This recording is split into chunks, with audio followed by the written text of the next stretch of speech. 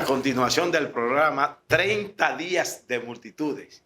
Y en esta noche vamos a tener la agradabilísima presentación del profesional en psicología industrial, Beli Castillo, quien se desempeña además como investigador y consultor. Además, es coordinador de cátedra social e industrial de la Escuela de Psicología de la Universidad Autónoma de Santo Domingo. Buenas noches, profesor, maestro, ¿cómo está usted? Buenas noches, mi estimado amigo Domingo. Un placer estar con usted esta noche y compartir un poco de las informaciones que tenemos respecto a la psicología, sobre todo la psicología en el trabajo y el impacto que ha tenido esta pandemia, de la cual no hemos rebasado todavía, estamos en medio de ella. Para algunos estamos en medio del huracán, del ojo del huracán, por así decir, para otros ya estamos saliendo. Sí, dentro de ese orden, maestro, ¿cuáles son los rasgos que usted ve de el paso de la pandemia y reflejado en el área laboral? Fíjese, la pandemia del COVID-19, esta pandemia que no ha afectado a todos por igual, a ricos y pobres, a grandes naciones, a pequeñas naciones, y ha afectado sobre todo el mundo laboral, el mundo de la productividad. El mundo de la productividad en toda su vertiente, desde el producto terminado, de lo que se sirve y sobre todo a los trabajadores.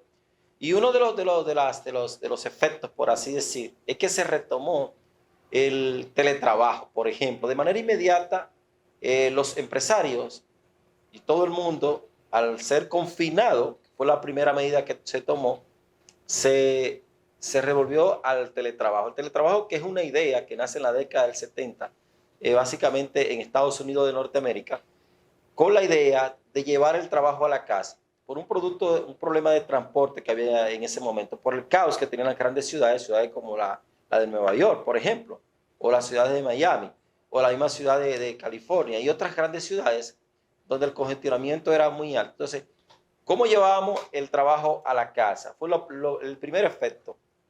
El primer efecto que encontramos. Y bueno, y de hecho, la reducción de la productividad. Eso en consecuencia, o sea, llevar el trabajo a la casa, no la casa, fíjese, el trabajo a la casa, trajo consecuencias inmediatas. Y hay que destacar que esas consecuencias han sido estudiadas por los psicólogos y por otros investigadores, o sea, hasta el día de hoy. Tanto para los que sirven el servicio de salud como para aquellos que no sirven el servicio de salud. Y hay efectos visibles con respecto al teletrabajo. Primero, tener claro que el teletrabajo implica el uso de la tecnología, básicamente, en este caso, de la tecnología informática, auxiliado en este caso, valga la redundancia, del Internet. O sea, ¿cuáles consecuencias? Bueno, la primera consecuencia que tenemos es la que mayor porcentaje ha tenido en todas las investigaciones que se han hecho hasta el momento, es la ansiedad. Los estados ansiosos, los estados depresivos, ¿verdad? Y el estrés. Increíblemente, pareciera que a primera vista lo que le ocurre a un trabajador sería el estrés como una consecuencia inmediata de la pandemia, pero no ha sido así. Ha sido básicamente el estado de ansiedad en el trabajador. Ahora, otra consecuencia importante en términos de la psicología del trabajo es los procesos de interacción y el estado de soledad que implica tener el trabajo en la casa. O sea, tú dirás, pero estoy en la casa. Bueno, eso implica nuevas reglas de convivencia que va a afectar entonces la familia y todo lo que implica la productividad, tanto para la organización como para el sujeto. Aunque increíble pareciera, pero para algunas organizaciones, las personas que han asumido el teletrabajo y que al día de hoy, en este momento, están trabajando en teletrabajo, están produciendo mucho más. O sea, han producido mucho más. O sea que al trabajador se le explota más ahora. Bueno, al trabajador se le explota de mil maneras. Y el teletrabajo cuando se hace sin reglas previamente establecidas, porque en la oficina hay una normativa, o sea, una cosa es que cuando tenemos un trabajo ya en la oficina o en el ambiente laboral, más propiamente dicho, hay normas, norma de entradas, norma de salida, hora para almorzar, hora de descanso. Hay todo un proceso que se escribe, ¿verdad? Primero de cómo debe ser el trabajo ahí y hay una normativa de convivencia. ¿Qué ocurre? Que el teletrabajo, que puede tener reglas, pero en República Dominicana el teletrabajo se ha hecho sin regla. ¿Por qué sin regla? Bueno, porque el sector que más ha asumido el teletrabajo en República Dominicana ha sido el sector educativo. Cuando hablamos de sector educacional nos referimos a todo lo que tiene que ver con educación, sea la educación fundamental, la que implica la primaria, la secundaria, o sea, o el preuniversitario y la propia universidad. ¿Dónde está todo el error? Bueno, que los que gestionan la educación, los gestores de la educación, no respetan que este trabajador, que es el educador, tiene un horario que cumplir, cumple un horario si fuera presencial, pero ahora ellos lo interpelan a cualquier momento del día e invaden su estado de privacidad, incluyendo la noche, los fines de semana, y ahí, ya ahí tenemos ya una problemática. Entonces, por no decir explotar, yo creo que se le ha invadido su privacidad, porque de hecho, no tenemos látigo, ¿verdad? La época de la esclavitud, pero tenemos el látigo que tenemos que trabajar más para vivir mejor. No, y además, maestro, está dada la experiencia con muchos de esos teletrabajadores, como usted le llama, que se le aumentan los costos del trabajo, porque un empleado va a su trabajo, paga o va en su vehículo, etcétera, etcétera, pero ahora tiene que pagar el internet, todos esos gastos extra. ¿Cómo se contempla? Fíjense, las organizaciones no han contemplado de manera adecuada ese elemento. Y entonces ese costo para hacer el trabajo para ti, se lo han cargado el trabajador, muchas de ellas, y incluyendo el sector educativo, que mayormente ha asumido el teletrabajo en República Dominicana, y en menor medida otro tipo de organizaciones. Eso tiene un doble problemática, porque no es simplemente darle al trabajador el computador, como usted muy bien, con mucha propiedad acaba de señalar, sino que tiene que estar conectado a la internet, tiene que tener un conjunto de programas, pero también tiene que crear un espacio donde la familia tiene que hacerse cómplice de ese espacio. O sea, es mantener al padre de familia o al trabajador en tiempo fuera. O sea, él está ahí, pero no está ahí. Entonces, yo tengo que acondicionar en la casa un rinconcito que no tenía. ¿Por qué? Si vemos los diseños arquitectónicos del siglo XX, no son los diseños arquitectónicos del pasado, ¿verdad? Sí. Que incluían una biblioteca en la casa, sí, pero no incluyen una biblioteca. Entonces, ¿cuántas personas tienen una biblioteca en su casa? Muy pocas. Entonces, ese espacio hay que condicionarlo, es un costo para el trabajador. Pero yo tengo que comprar un escritorio, yo tengo que aislarme, yo tengo que procurar que haya la menor cantidad de ruido, por ejemplo, si voy a hacer videollamada. ¿Te entiendes? Y eso genera el rompimiento de las normas de convivencia en el hogar, porque ahora hay que reaprender y eso genera estados ansiosos para el trabajador, que puede ver afectada su salud directamente y la salud del bienestar familiar, inclusivamente, mi compromiso con la organización. Entonces, ese estado ansioso de, no puedo perder el trabajo, porque si hay algo que ha producido la pandemia es que ha producido un desbalance en la oferta laboral.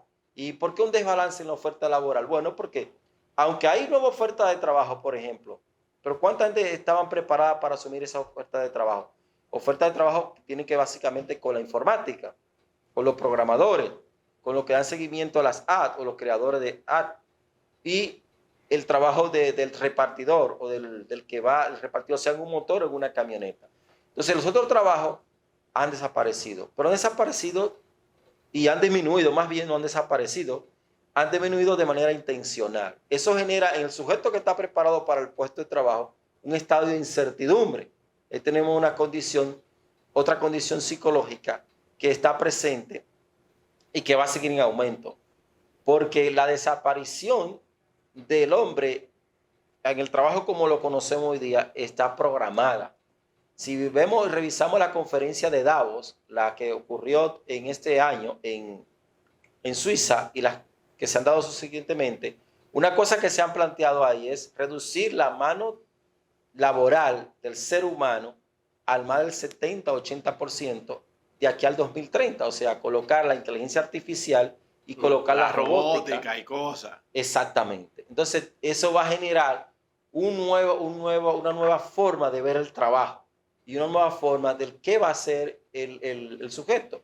Con esto no estamos diciendo que las personas van a dejar de trabajar, no, pero sí vamos a ver disminuido una gran cantidad de puestos de trabajo y que estas personas van a ir siendo desplazadas. Todo esto se conecta con toda esta agenda global que hay. Y aunque pueda sonar a conspiración, pero no es conspiración, es real. O sea, fíjense que así como, por ejemplo, desapareció el mimeógrafo como un puesto de trabajo, ¿verdad? O el taquígrafo, o el escritor de máquina, y la secretaria per se, como la conocemos, pues igualmente, así nosotros veremos desaparecer muchos puestos de trabajo y muchas personas que irán a su casa. O sea, en otras palabras, podría decirse que la pandemia, el COVID-19, más bien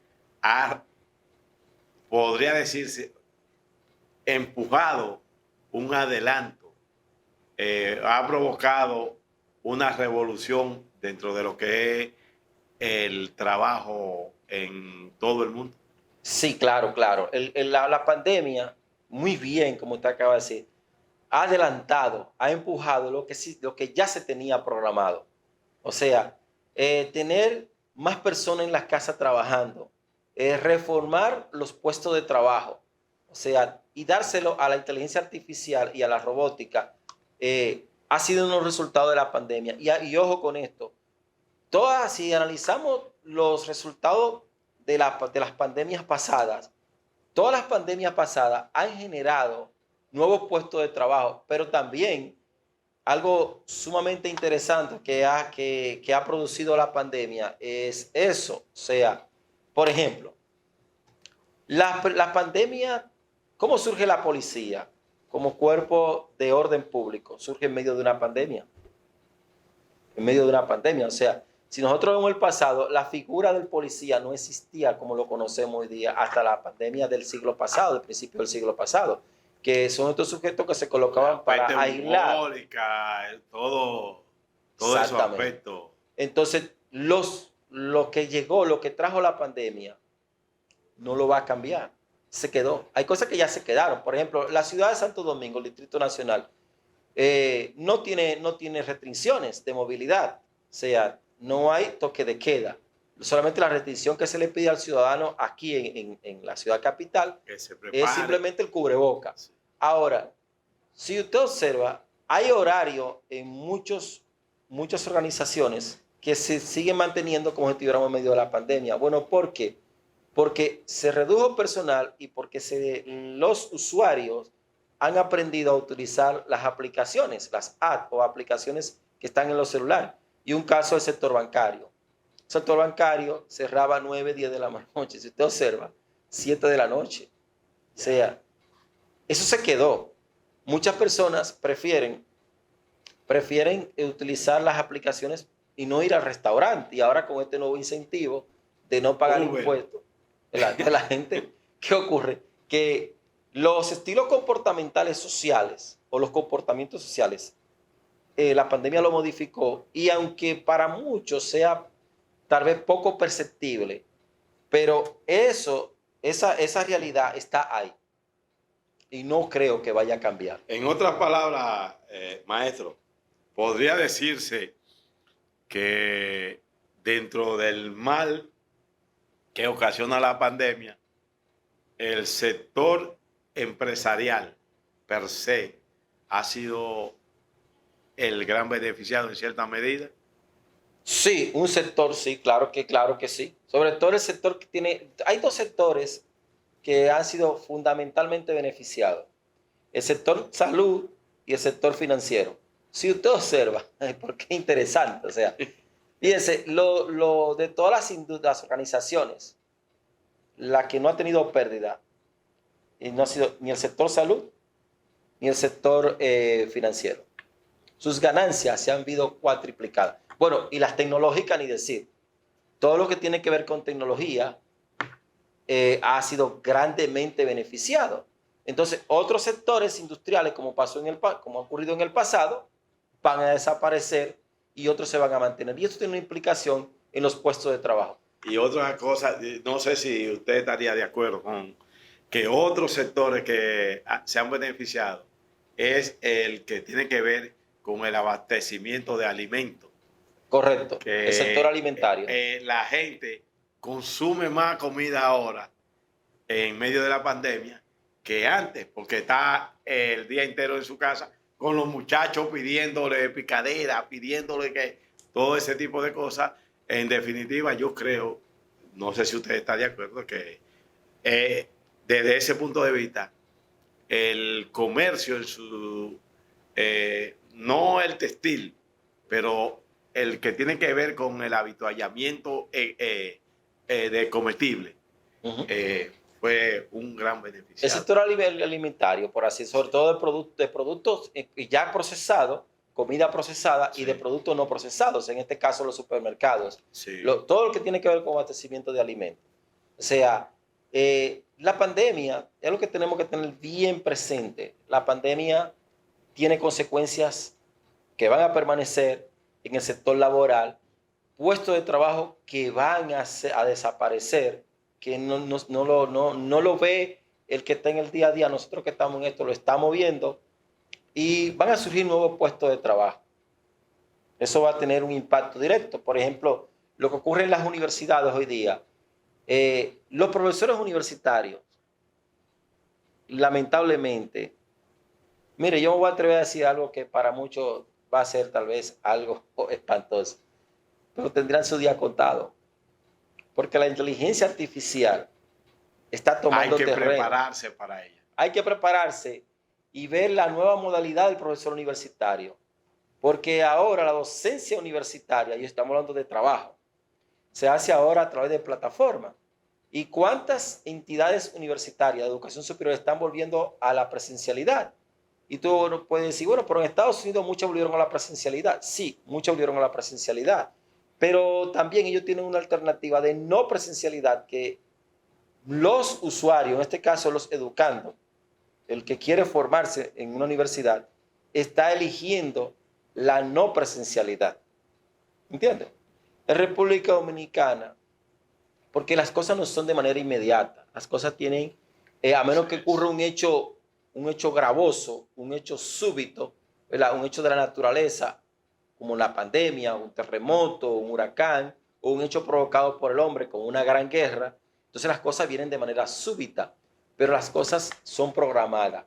Las consecuencias de la pandemia se ven de manera inmediata y se verán a corto y a largo plazo. ¿Qué usted le recomendaría a la población laboral dominicana en virtud de lo que usted expone? ¿Cuál podría ser la salida para no perder sus empleos? Miren, dos cosas. Primero, muchas personas perderán su empleo. Vamos a aclarar esto. Pero no van a perder una renta, porque los estados se van a ver obligados a dar una renta básica universal. Es un planteamiento que no es conspiración. Se planteó en la conferencia de Davos y se han planteado en todos los foros económicos. Y se ha planteado en la OIT. O sea, eso no es algo escondido. Está ahí, lo buscan en la red y lo encuentran. Ahora, ¿qué hacer? ¿Qué hacer el trabajador? Redefinirse. Reorientarse a trabajos que estén vinculados con la informática, o a trabajos que estén vinculados con el sector salud o con la producción de alimentos, porque serán los reyes, por así decir, del mercado, los puestos de trabajo que estén vinculados con salud, con alimentación y con tecnología. O sea, es redefinir. Lo que yo hago, bueno, si yo lo hacía manual, ve como yo ahora introduzco de alguna manera algún elemento que tenga que ver con la tecnología, porque si no introduzco el elemento de la tecnología, de alguna manera me quedo fuera. Y mucha gente lo ha hecho.